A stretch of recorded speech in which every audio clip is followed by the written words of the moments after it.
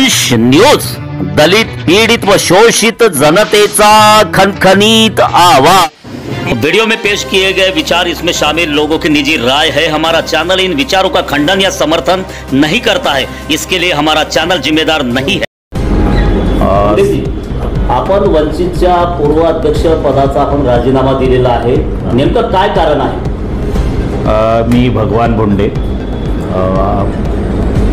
वंचित बहुजन आघाडी पूर्व विदर्भ अध्यक्ष। मागील मी 6 वर्षापासून वंचित बहुजन आघाडीमध्ये कार्यरत होतो।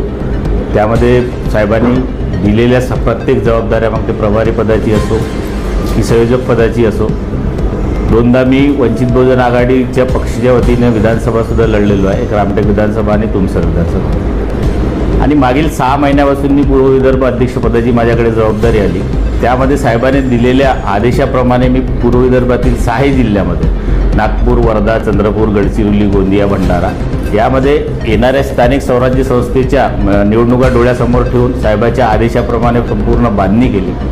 त्या बांधणीमध्ये मी 500 ते 600 उमेदवार उभे करण्याची, आम्ही त्या मुलाखती घेऊन उभे करण्याची आमची संपूर्ण तयारी झाली। तयारीनिशी त्यानंतर साहेबांनी जो युतीचा प्रस्ताव ठेवला, काही जिल्हा अध्यक्षाच्यामुळं किंवा वरिष्ठ पदाधिकाऱ्यांच्यामुळं, आणि जे लोक पक्षामध्ये 2 कार्यकर्ते त्यांच्यासोबत नाही आहे किंवा ग्रामपंचायतसुद्धा लढलेले नाही, असे चाटुगिरी करून किंवा साहेबांच्या कानामध्ये फुसफुसी करून एक काहीतरी म्हणजे कुणाच्याबद्दल काहीतरी टाकून साहेबांनी ती जबाबदारी त्यांच्याकडे दिल्यामुळे आज आपण पूर्ण विदर्भामध्ये फक्त 100 ते 150 उमेदवार उभे करत आहोत, उभे करण्यात आले। मी विदर्भ अध्यक्ष असताना या 6 जिल्ह्याचा प्रभार किंवा या 6 जिल्ह्याचे एबी फॉर्मवर सही करण्याचे अधिकार मला पाहिजे होते, पण साहेबांनी ते अधिकार जो पक्षात कुठल्याही पदावर नसताना अशा माणसाला दिले, आणि ते दिल्यानंतर मी पूर्व विदर्भ अध्यक्ष असताना सुद्धा मला विश्वासात न घेता त्यांनी त्या पद्धतीने ते एबी फॉर्म वाटले। आणि उलट जे माझ्यासोबत काम करत होते वंचित बहुजन आघाडी या पक्ष पूर्व विदर्भ संयोजक म्हणून, उदाहरणार्थ आपण घेतलं तर विवेकजी हाडके होते, प्रफुल्ल मानकीजी होते, मुरली मेश्राम होते, अरविंद सांदेकर, आणि जे प्रामाणिकपणे माझ्यासोबत या 6 महिन्यात त्यांनी बांधणीसाठी काम केलं, अशा कोणाच्या तरी सांगण्यावरून बाळासाहेबांनी त्यांना या पक्षातून निलंबित केलं। निलंबित केल्यानंतर मी बाळासाहेबांना वारंवार सांगितलं की साहेब, त्यांना निलंबन त्यांचं मागं घ्या, त्यांची गरज आहे किंवा आपल्याला पक्षवाढीसाठी अशा लोकांची गरज आहे। पण साहेबांनी कुठल्याही पक्षाने यावर कुठलाही दुजोरा न देता किंवा काही न करता उलट त्यांना निलंबनाची कारवाई करून मला सांगितलं की तुम्ही पुढं इलेक्शनची तयारी करा। तयारी केल्यानंतर मी बाळासाहेबांना नागपूर जिल्ह्यातल्या 27 पैकी 22 नगरपंचायत मधले नगराध्यक्षाची लिस्ट आणि कमीत कमी 250 ते 300 नगरसेवकांची लिस्ट देऊन बाळासाहेबांनी ओके म्हटलं।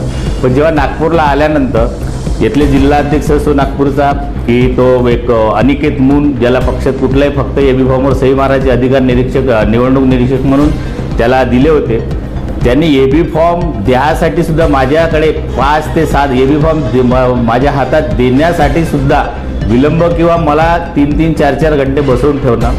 त्यानंतर माझ्या त्यांनी कुठल्याही इथं युतीचं भ्रम टाकलं कार्यकर्त्यामध्ये, युती होणार आहे, काँग्रेससोबत युती होणार आहे, कुठलीही युती केली नाही। शेवटी कार्यकर्ते पदाधिकारी निराश झाले आणि शेवटी त्यांनी कुठल्या तरी यांनी 4-4 दिवस एबी फॉर्म बिलकुल थांबवून ठेवणं, ऐन वेळेवर त्यांना एबी फॉर्म ठेवणं, अशामध्ये निष्ठावंत जे पदाधिकारी किंवा कार्यकर्ते किंवा आपण अध्यक्ष उभे करणार होतो त्यांना कुठलाही एबी फॉर्म मिळाला नसल्यामुळे आज नागपूर जिल्ह्यात फक्त 50 ते 55 उमेदवार उभे म्हणजे लढत आहेत। जी माझी संकल्पना होती की 22 नगरपंचायतमध्ये नगराध्यक्ष आपण 250 ते 300 नगरसेवक लढवणार होतो, ते फक्त 55 आपण म्हणजे नागपूर जिल्ह्यात लढवत। त्या अनुषंगाने परत मी एक आदिवासी माणूस असल्यामुळे इथले जिल्हाध्यक्ष असो की वरिष्ठ पदाधिकारी असो, इथला जिल्हा अध्यक्ष इथल्या तालुका अध्यक्षांना आदेश देते। मी विदर्भ अध्यक्ष असल्यामुळे त्यांनी बॅनरवर म्हणजे बोंडे साहेबांचे बोंडेचे फोटो टाकायचे नाही, आदिवासी माणसाला कशाला मोठं करायचं आपण, म्हणजे या मी चळवळीत वयाच्या 18व्या वर्षापासून फुलेशाह आंबेडकर चळवळीत काम करतो, पण असा आमचा आदिवासी माणसाचा एक अपमान केला जातो आणि कुठलीही त्याची दखल घेतली जात नाही। म्हणून अशा लोकांसोबत आणि जी चाटुगिरी करतात अशा लोकांसोबत काम करणं मला कठीण वाटलं, म्हणून मी काल आपल्या पूर्व विदर्भ अध्यक्ष पदाचा आणि पक्षाच्या सदस्य पदाचा राजीनामा मी दिला। राजीनामा कुणाला दिला? मी सन्माननीय बाळासाहेब आंबेडकर यांच्या ईमेलवर पाठवला, आमच्या पक्षाच्या प्रदेशाध्यक्ष रेखाताई ठाकूर यांना पाठवला, पक्षाचे महासचिव किशन चव्हाण सर यांना पाठवला आणि बाकी मग मी सोशल मीडियावर व्हायरल केला। या अगोदर वंचितचे पूर्व विदर्भ संयोजक विवेक खाडकीजी आणि प्रफुल मानकेजी यांच्यावर सुद्धा शिस्तबंधाची कारवाई पक्षातर्फे करण्यात आलेली आहे। पक्षातून त्यांना 6 वर्षासाठी निलंबित करण्यात आलेलं आहे। ज्या लोकांनी विदर्भामध्ये वंचितला खूप वाढवण्यासाठी सातत्यानं मेहनत घेतली अशा पदाधिकाऱ्यांवर जेव्हा कारवाई होते तर तेव्हा तुम्हाला काय वाटतं? नाही, तेच तर ताज्जुब आहे आम्हाला की याआधी लोकसभा झाली, विधानसभा झाली, त्यानंतर आम्ही बघितलं आमच्या पक्षाच्या काय पदाधिकाऱ्यांच्या व्हिडिओ व्हायरल झाल्या, न्यूज व्हायरल झाल्या, पैसे घेतलेले पुरे पुरावे झाले, ते या दोघांमध्ये काहीच झालं नाही। तरी त्यांच्यावर कारवाई न होता उलट त्यांना पक्षात प्रमोशन देण्यात आलं।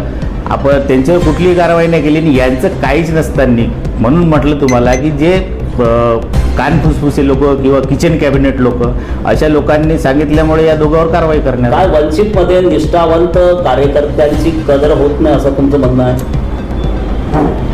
मला आता असं वाटायला लागलं साहेब। याआधी मला वाटत नव्हतं की मी आतापर्यंत फुलेशाह आंबेडकर चळवळीत काम पण इथं हे लोक दुसऱ्याला सांगतात की आम्ही जातीवादी करत नाही, पण हे जातीवादीपणानेच माझ्यासोबत वागतात आणि वेळोवेळी मी आदिवासी असल्यामुळे माझा अपमान करतात। हे गोंडगोवारी आदिवासी समाजामध्ये आपलं चांगलं नेतृत्व आहे, बरोबर। अशा परिस्थितीमध्ये आपण 6 जिल्ह्यामध्ये आपलं एक नेटवर्क चांगलं असताना या समाजातून एक चांगलं व्यक्तिमत्व वंचितला एक चांगलं प्लॅटफॉर्म दिलं होतं आणि अशा परिस्थितीमध्ये तुमच्यासारख्या नेतृत्वाने वंचितचा राजीनामा दिल्याने वंचित आता कमकुवत होईल का?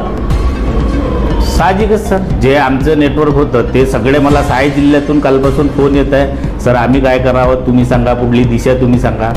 पदाधिकाऱ्यांचे फोन येत आहे, आमच्या समाजाचे फोन येत आहे, पण यावर साहेबांनी कुठले साहेब माझ्यासोबत वेगळं बोलतात, तिकडे जिल्हाध्यक्षांना वेगळे आदेश देतात आणि त्या पद्धतीने कुठलाही म्हणजे विदर्भात आता विलक्षण आहे, यात मला विश्वासात घेऊन कुठलाही निर्णय होत नाही। मी विदर्भ अध्यक्ष मी आधी बोललो होतो, पदासाठी मी बनलेलो नाही किंवा मी या पदावर खुर्चीवर हार तुरण्यासाठी मी नाही, मी त्या पदाला न्याय देण्यासाठी विदर्भात अध्यक्ष बनलेलो, म्हणजे ती जबाबदारी मी घेतलेली होती। पुढील आपली भूमिका नेमकी काय राहणार? आता पुढील भूमिका आम्ही 1-2 दिवसात तुम्हाला सांगू। असं ऐकण्यात आहे की तुमच्या सोबतचे सहकारी सुद्धा वंचित सोडण्याच्या तयारीमध्ये आहे 6 जिल्ह्यात। हो, त्यांना मी थांबवलेलं आहे की आता विलक्षण आहे, आपण फुलेशाह आंबेडकर विचारधारेला मानणारे लोक आहोत, संविधानाला मानणारे लोक आहोत, म्हणून हे विलक्षण तुम्ही बाळासाहेबांसोबत म्हणजे त्याच ताकदीने ज्या पद्धतीने केले आहे तुम्ही ते विलक्षण करा आणि नंतर बघूया, मी तुम्हाला सांगतो आपण घेऊ चांगला निर्णय कुठला तरी।